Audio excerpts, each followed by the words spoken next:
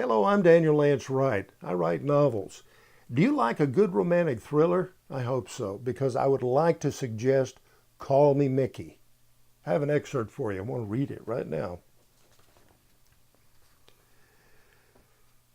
Patrick rolled over and got to his feet. You're right. We'd better take this storm seriously.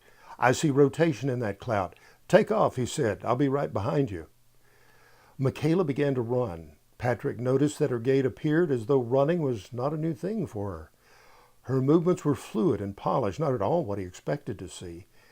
He wondered if track or some other sport was in her past.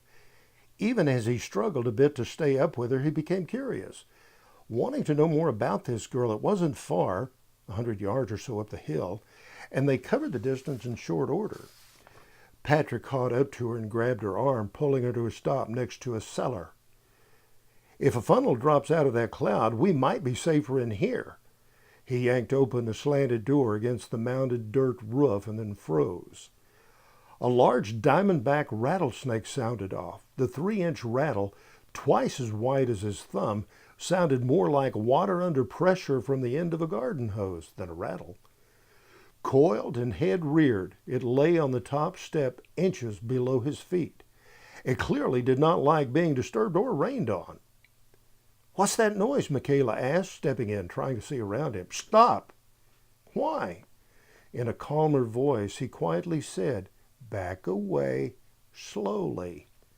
I don't understand. She looked over his shoulder. Sweet Jesus!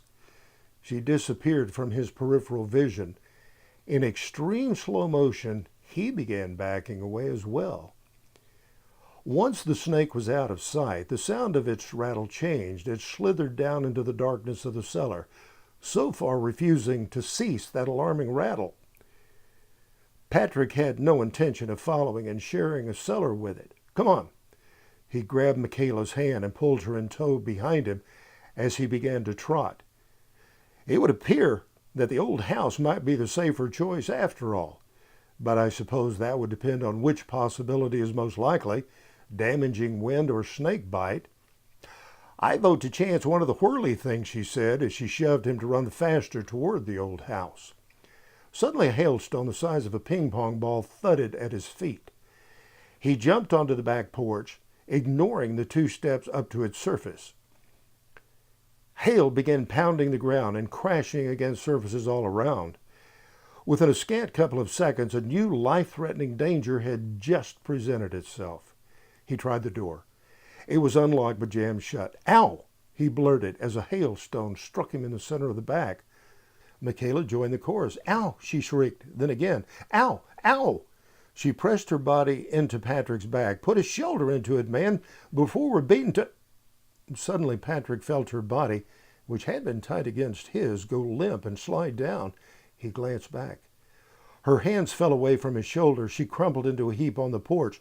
One of those chunks of ice had apparently struck her in the head. And that's from Call Me Mikki. It's a new romantic thriller. It's available now from Amazon.com, BarnesandNoble.com, and directly from the publisher. That's Sagewords Publishing. Thank you.